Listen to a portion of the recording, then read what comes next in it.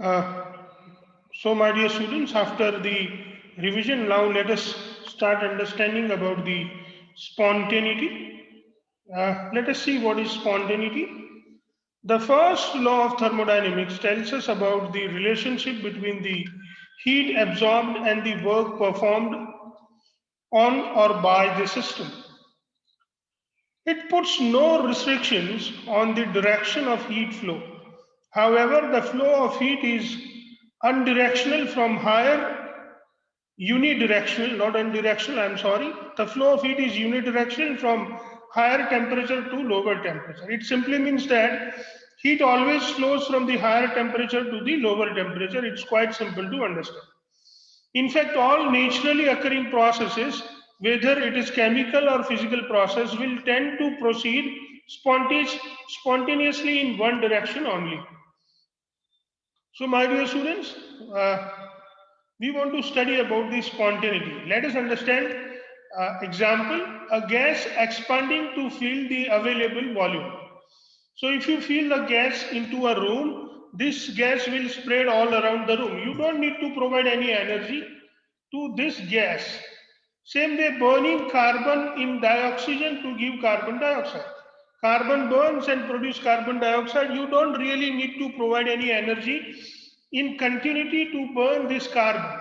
But heat will not flow from colder body to the warmer body on its own. Generally, the heat does not flow from the colder body to the warmer body. The gas in a container will not spontaneously contract into one corner. If you spray some gas in a particular corner, it will not contract in just one corner, but it will spread all around the room. Carbon dioxide will not form carbon and oxygen on its own spontaneously.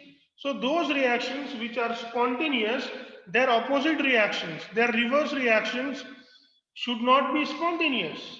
Those and many other spontaneously occurring changes show unidirectional changes. They have change in one direction, but the opposite direction change, if we want to do, will have to apply some force from outside. What is the driving force for the spontaneous occurring changes? What determines the direction of the spontaneous change?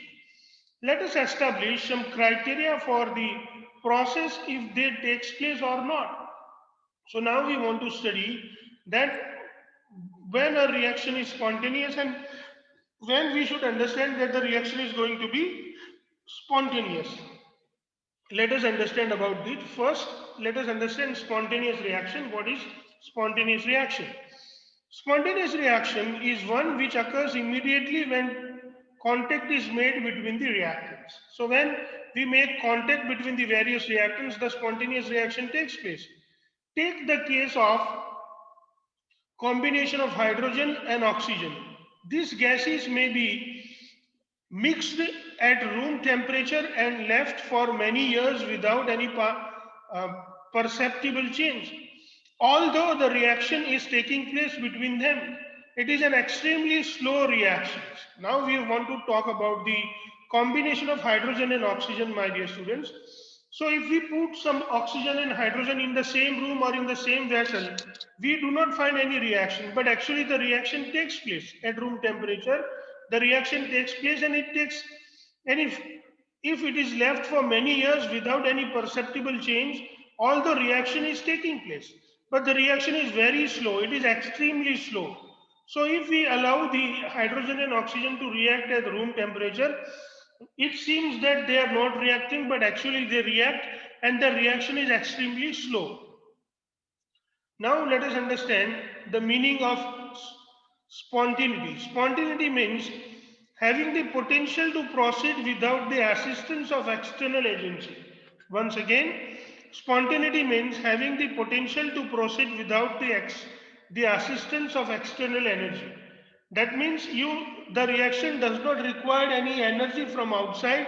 The reaction takes place on its own without any assistance. However, it does not tell about the rate of reaction. So the reaction between oxygen and hydrogen at room temperature, it takes years and years.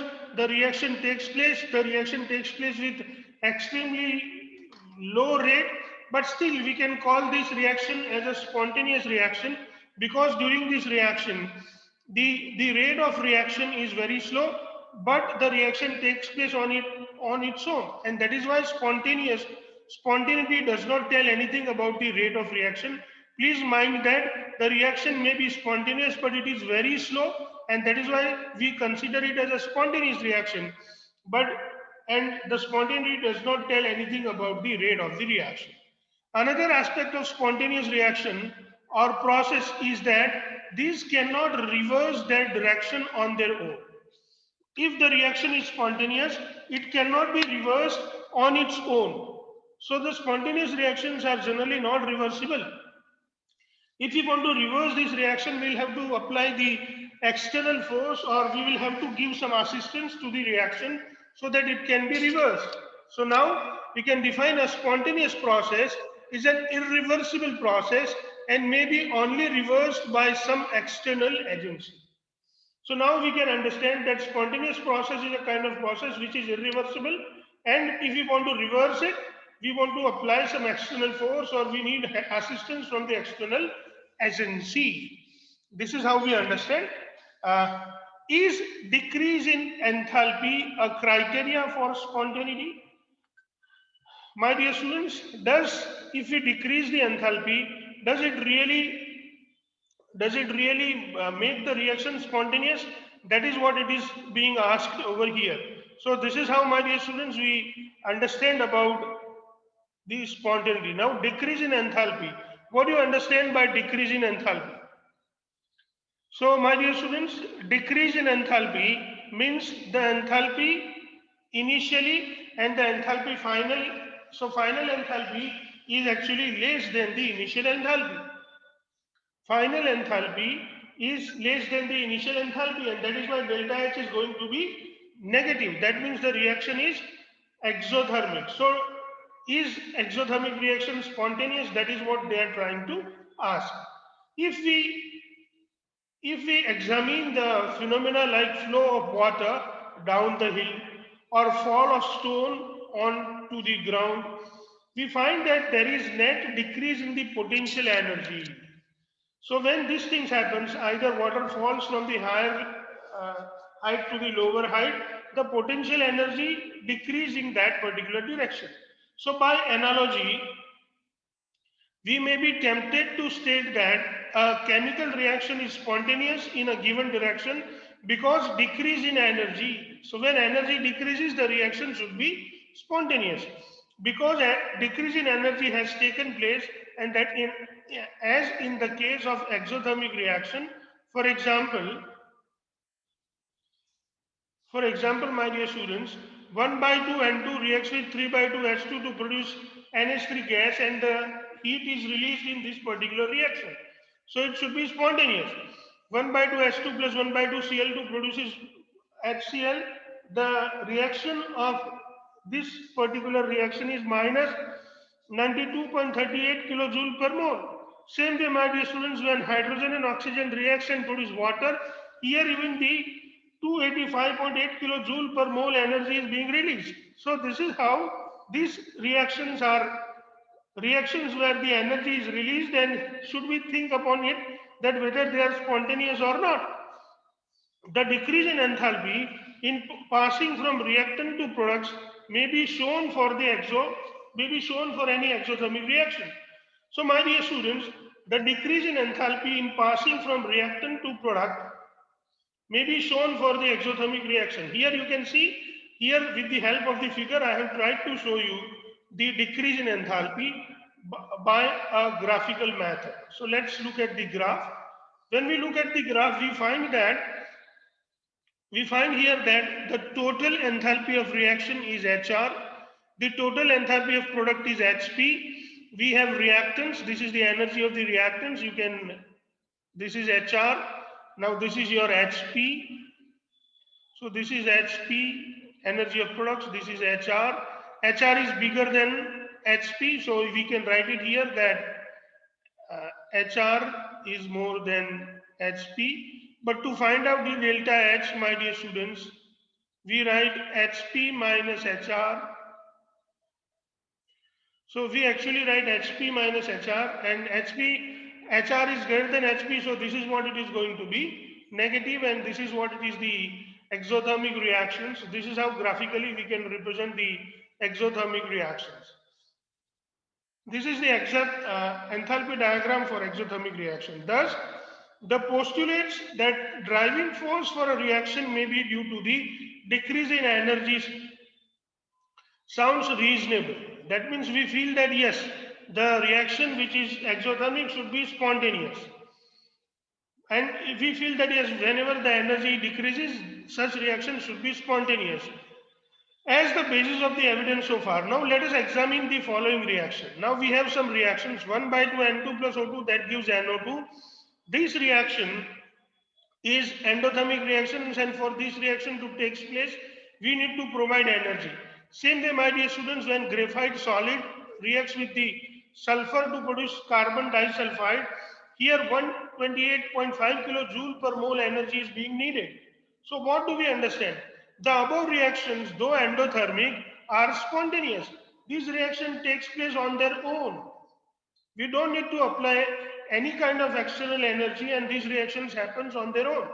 The increase in enthalpy may be represented on an enthalpy diagram. So now let us understand this decrease in enthalpy on the enthalpy diagram. You can see here, my dear students, we have the enthalpy diagram. In this enthalpy diagram, you can see this is the energy of the reactants, which is HR. This is the energy of the products, which is HP, and this is the delta RH, which is the net heat absorbed from the surrounding to this reaction to be taken place. So from the surrounding, this much of heat is being absorbed. Such a huge amount of heat is absorbed, and then the reaction takes place, and that is why here delta H, as you can see that HP is greater than HR, and delta H is going to be positive, and this is the endothermic reactions. So here this is the graph for the enthalpy diagram for the endothermic reaction, and still therefore it becomes obvious that while decreasing the enthalpy may be contributing factor for the spontaneity, but it is not true for all the cases. So my dear students, here we understand that for all the cases where the heat is decreasing, these all reactions may not be or should not be spontaneous, and that is why decrease in energy is not the criteria for the spontaneity of the reactions. So this is how, my dear students, we understand about spontaneity. If you have any doubt, you can ask me, or else we can move forward. अगर आपको कुछ पूछना है बच्चों, कुछ समझ में नहीं आया, तो आप लोग पूछ सकते हैं.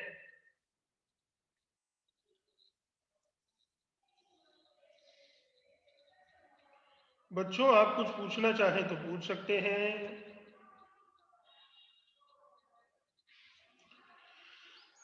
Okay, then let us study about the entropy and spontaneity. So let us study about the entropy.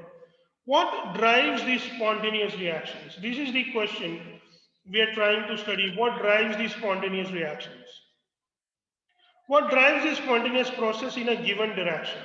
In a particular direction, what is the factor? What is the thing that is driving? Let us examine such a case in which delta H is equal to 0.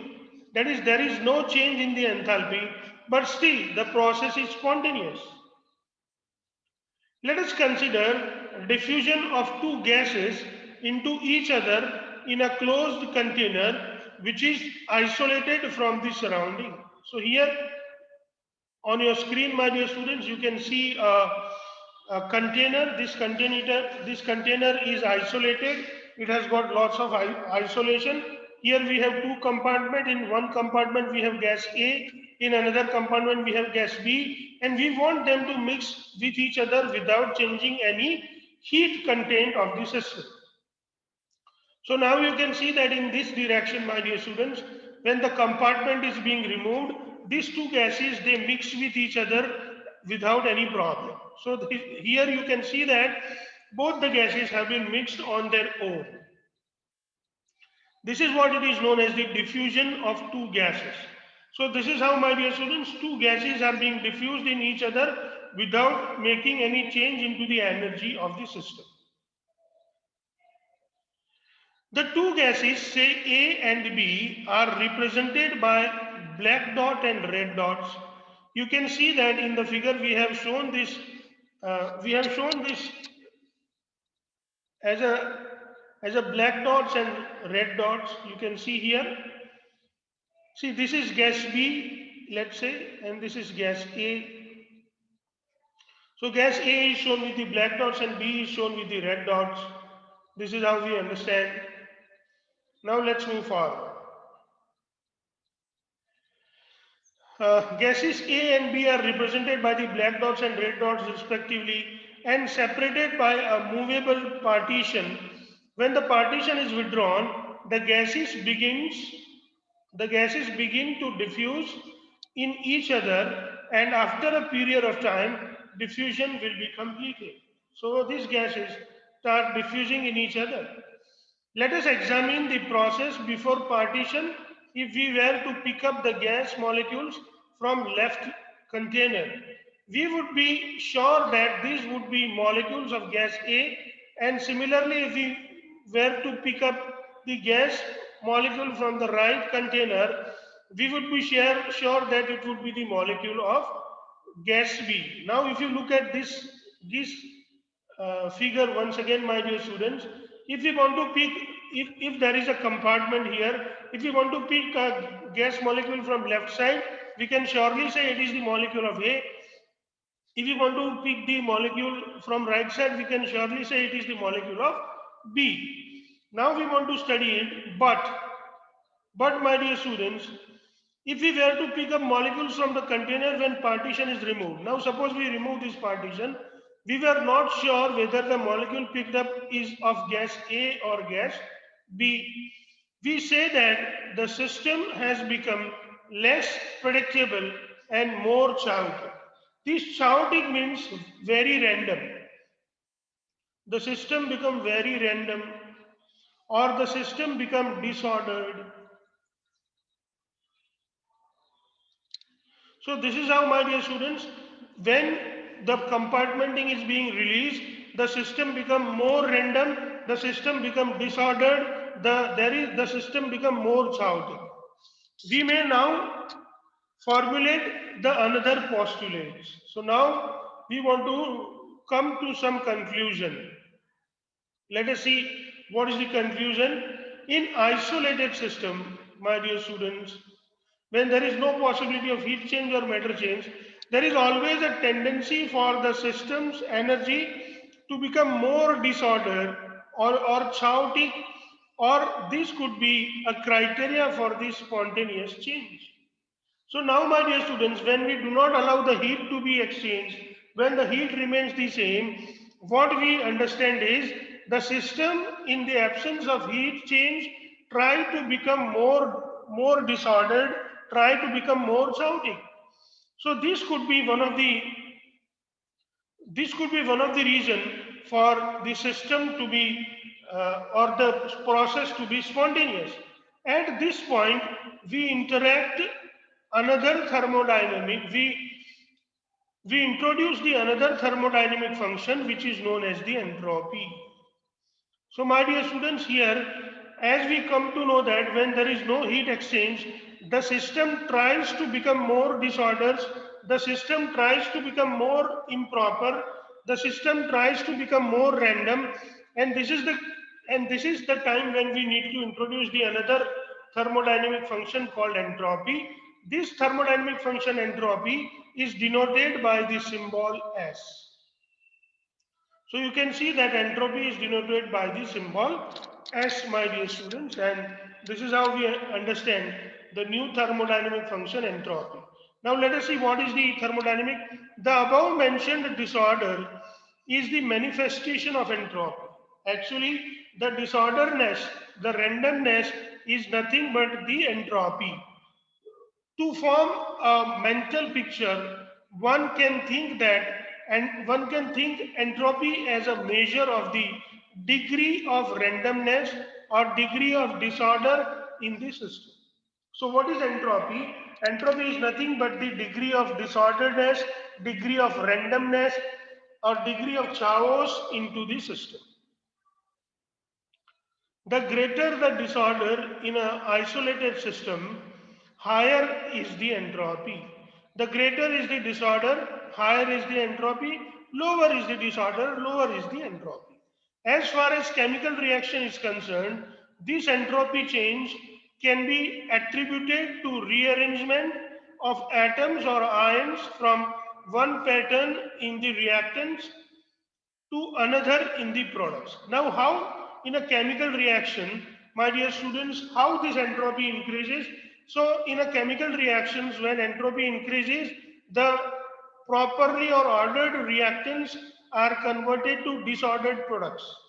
Once again, in a chemical reactions, the properly or ordered reactions, their pattern of arrangement of molecule inside them is being changed, it being rearranged, and the new arrangement, the formed is the new arrangement which is formed is actually more random, more orderless, more chaotic, and this is how the entropy increase into the chemical reactions.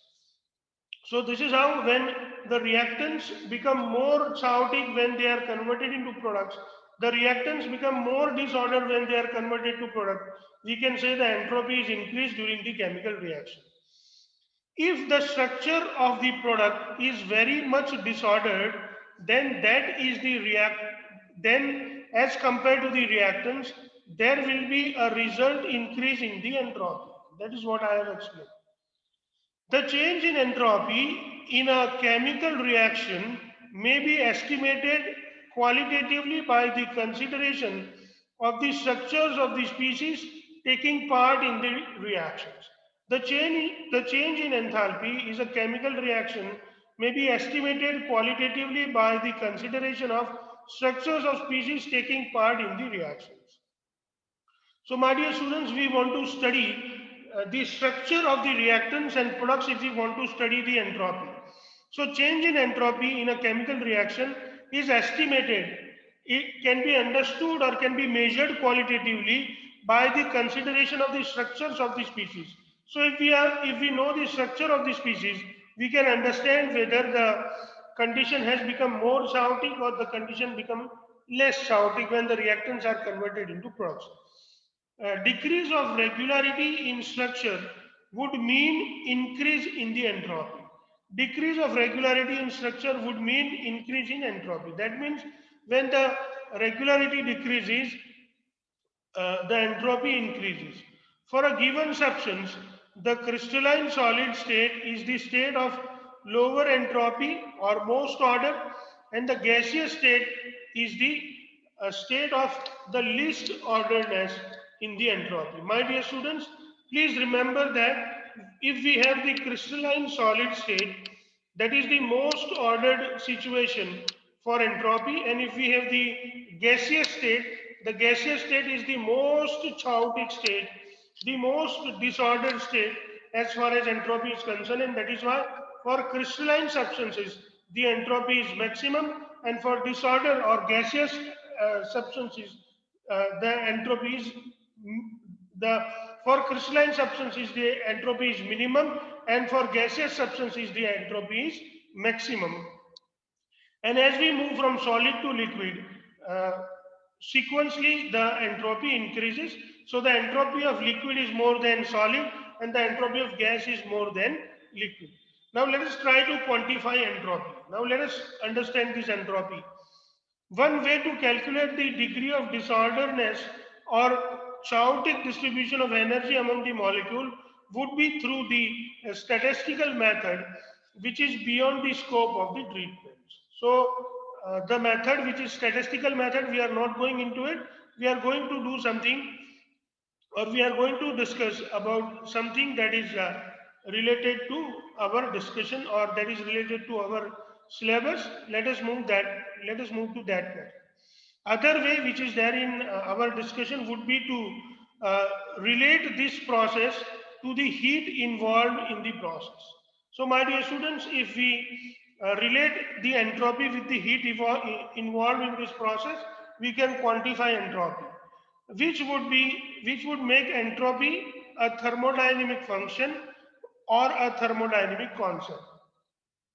So in thermodynamics, we need to relate entropy with the heat exchange of the system. Entropy as like any other thermodynamic property such as internal energy U and the enthalpy H is a state function, and delta S, that is change in entropy, is a state function, and that is why delta S depends upon the initial and final state of the system, but delta S does not depend upon the pathway how the change has been brought about.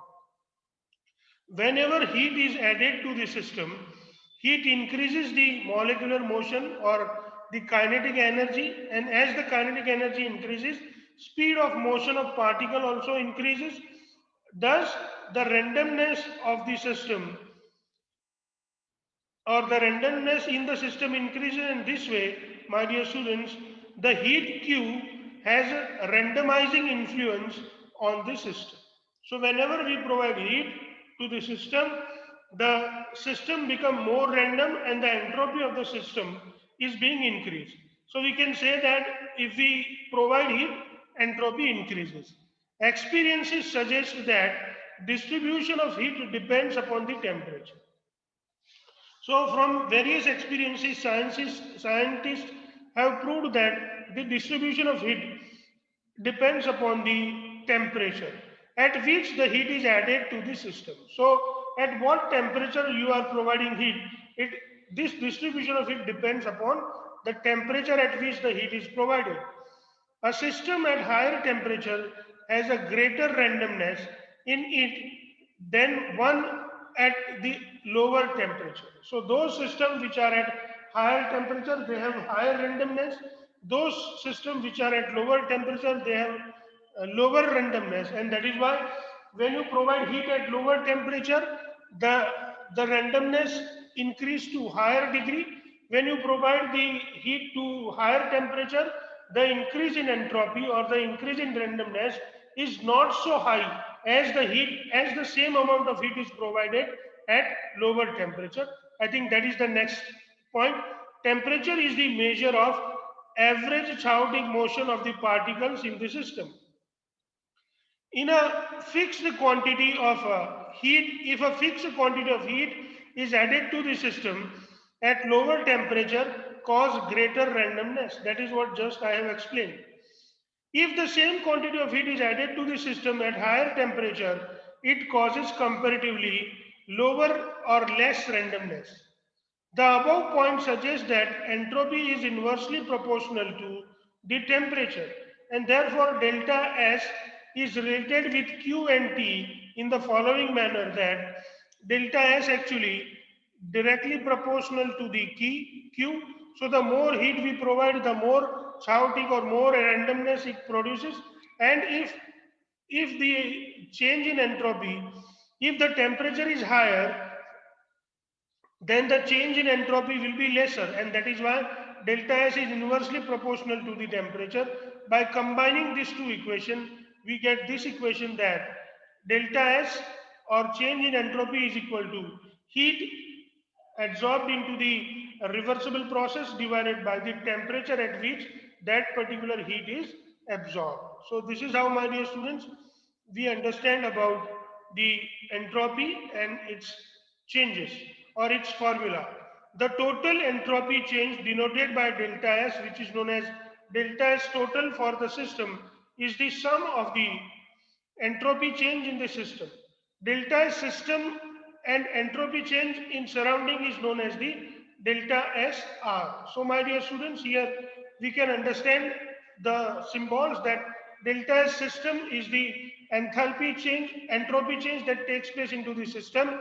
Delta S surrounding is the entropy change that is taking place into the surrounding, and the sum of the delta S system, that is the entropy change in system, and the enthalpy change into the surrounding is known as the total enthalpy change. And this total enthalpy change is always greater than zero.